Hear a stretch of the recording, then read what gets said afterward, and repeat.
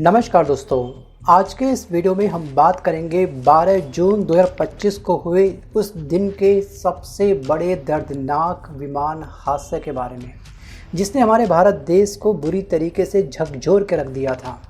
जिस भी भारतीय ने या फिर जिस भी नागरिक ने, जिस भी इंसान के अंदर इंसानियत जिसके अंदर होगी, अगर उसने इस वीडियो की क्लिप देखी होगी, इस क्रैश को फुटेज के माध्यम से देखा होगा या फिर किसी इमेज के माध्यम से देखा होगा या फिर रियल साइट पर जाकर के देखा होगा, उसकी रूह अंदर से पक्का कांप चुकी होगी।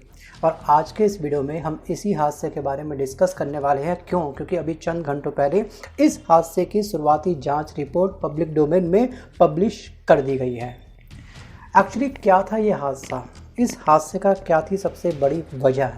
क्या किसी ने जानबूझ करके कुछ किया या फिर ये एक टेक्निकल फेलियर था? करेंगे इस पर हम deep dive with the help of this report.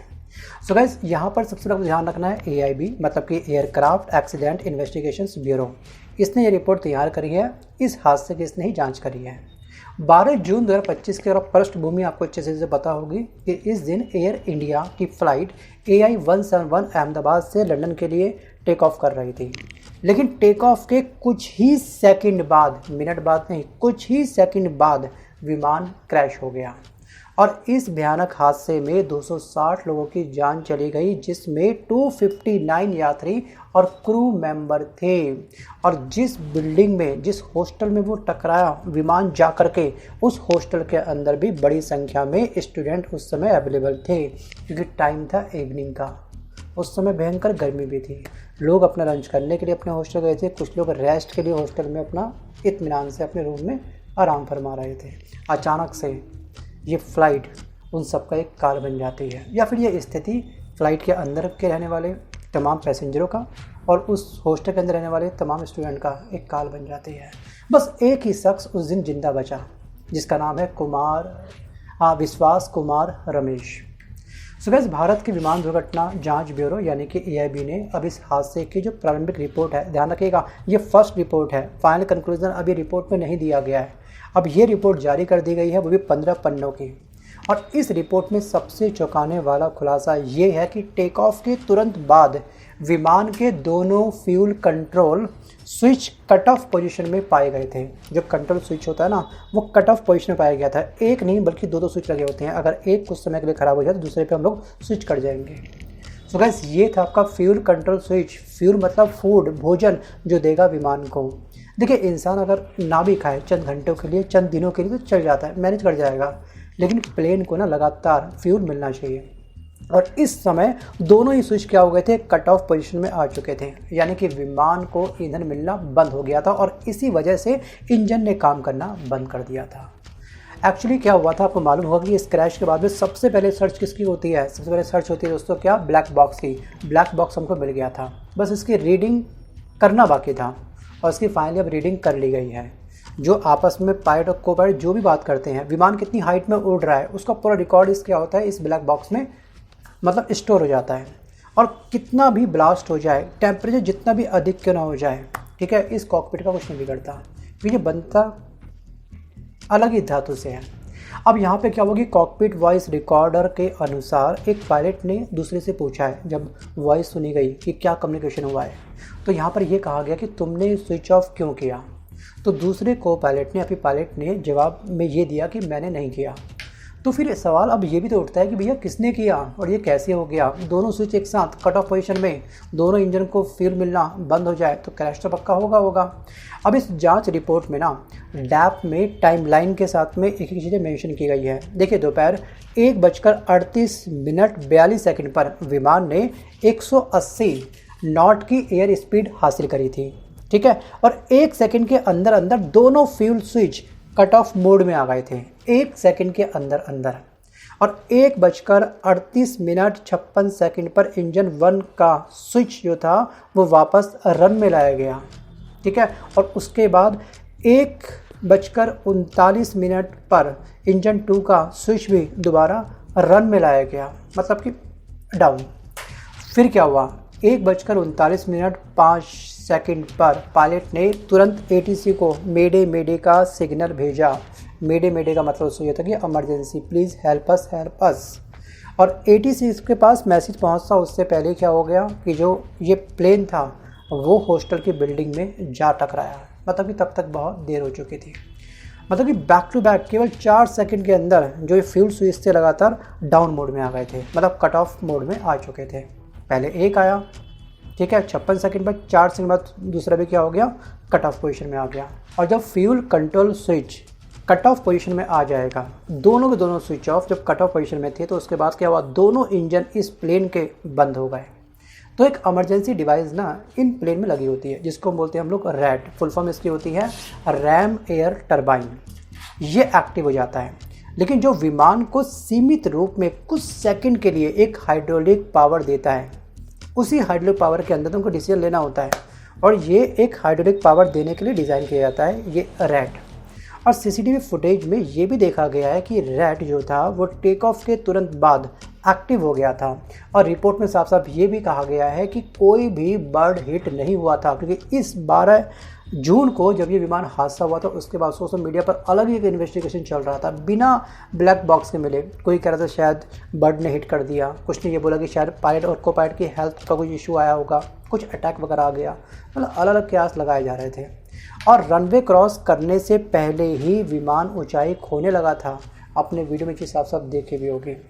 और दोनों जो पायलट है ना, काफ़ी एक्सपीरियंस है इनको, ठीक है, बड़ा अच्छे घंटों का इनके पास हज़ारों घंटों का एक्सपीरियंस है।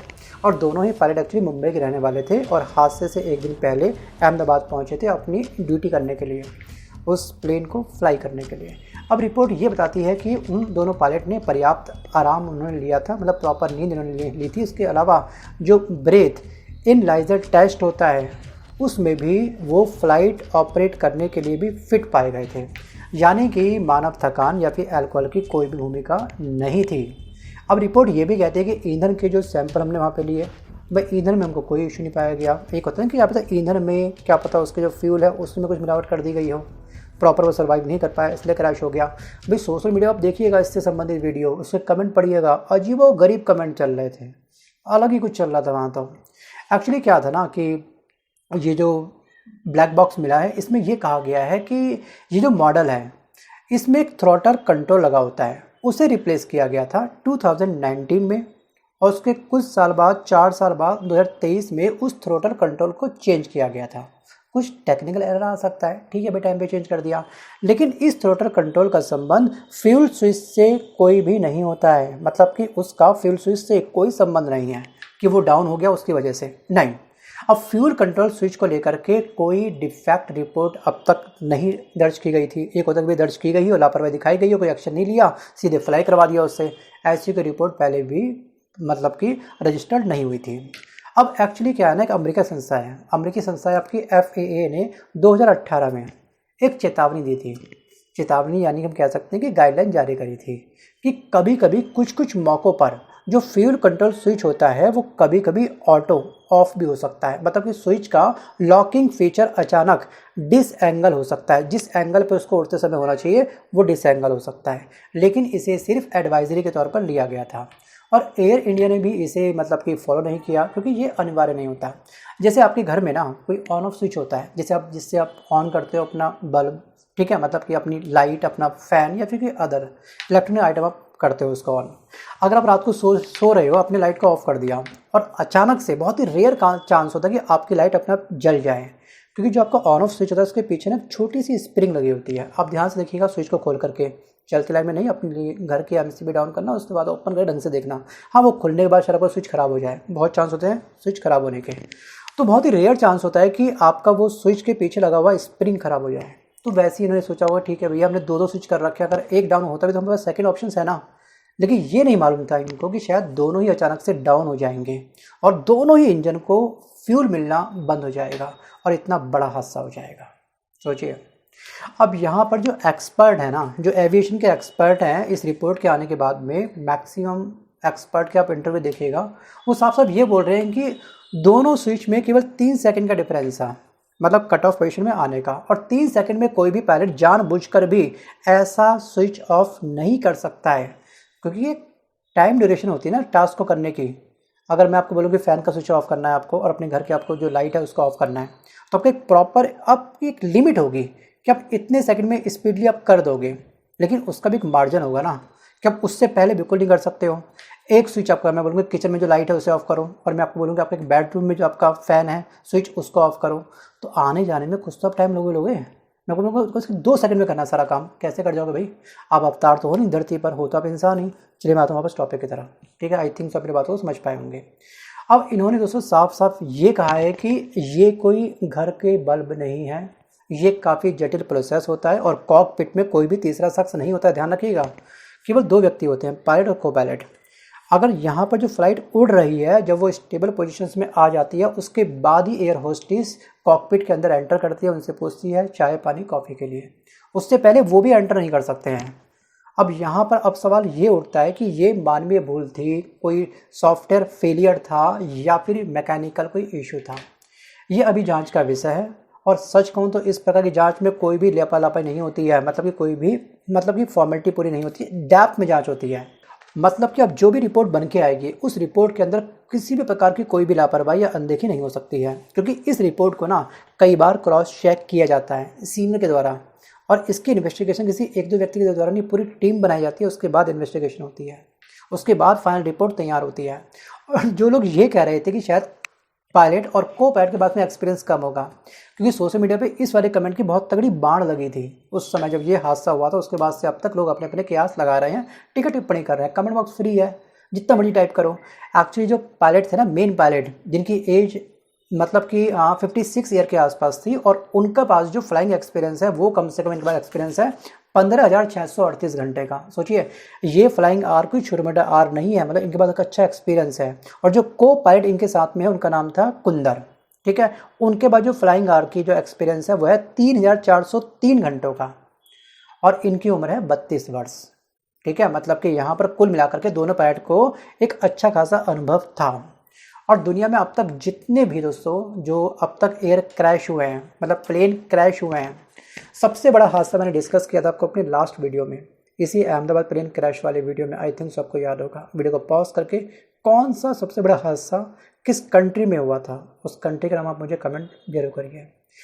सो गाइस, सबसे बड़ा हादसा जो था वो था आपका दोस्तों टेनरलाइफ एयरपोर्ट डिजास्टर का, जिसको ये नाम दिया गया। एक्चुअली ये स्पेन में हुआ था 27 मार्च 1977 को। ये जो था ना आपका जो ये द्वीप था, इसका द्वीप का नाम आई थिंक सो कैनरी द्वीप था। इसमें 2 बोइंग 747 विमानों की रनवे में टक्कर हुई थी, और इस टक्कर के बाद में सोचिए दोनों के दोनों विमानों के अंदर अच्छा खासा फ्यूल होगा, वो फ्यूल दोनों आपस में टकराए, तुरंत बहुत बड़ा ब्लास्ट हुआ था, जिसमें 583 लोगों की मृत्यु हुई थी, यात्रियों की मृत्यु हुई थी, सोचिए।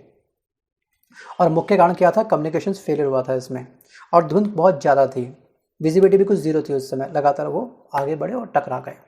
यानी कि ये आज भी एविएशन इतिहास की सबसे बड़ी दुर्घटना है पूरे वर्ल्ड के अंदर। और दूसरी सबसे बड़ी दोस्तों जो घटना हुई थी, जो एयर क्रैश हुआ था, ठीक है, वो था आपका जापान का एक स्थान था माउंट ओत्सुताका। ईयर था आपका 12 अगस्त 1985। इसमें 747 लोग मारे गए थे, सोचिए एक बार। मतलब कि ये बोइंग 747 था, इसमें लोगों की जो मृत्यु हुई थी वो हुई थी 520 के आसपास, ठीक है। मैं माफ़ी चाहूँगा, थोड़ा सा मैं क्लैश कर रहा हूँ डाटा, 520 के आसपास। फर्स्ट वाले में 583 यात्री मारे गए थे। और जो तीसरा सबसे बड़ा हादसा हम कह सकते हैं दोस्तों, वो हमारे इंडिया में हुआ था। इंडिया का जो हरियाणा में दादरी पड़ता है ना, चरखी दादरी, वहाँ पे हुआ था। ईयर था आपका 12 अगस्त 1996, तब हुआ था। इसमें क्या था, टक्कर जो थी वो हुई थी कजाकिस्तान एयरलाइंस और सऊदी एयरलाइंस के 2 विमान हवा में टकराए थे, और इसमें मृत्यु हुई थी 349 लोगों की, 349 यात्रियों की।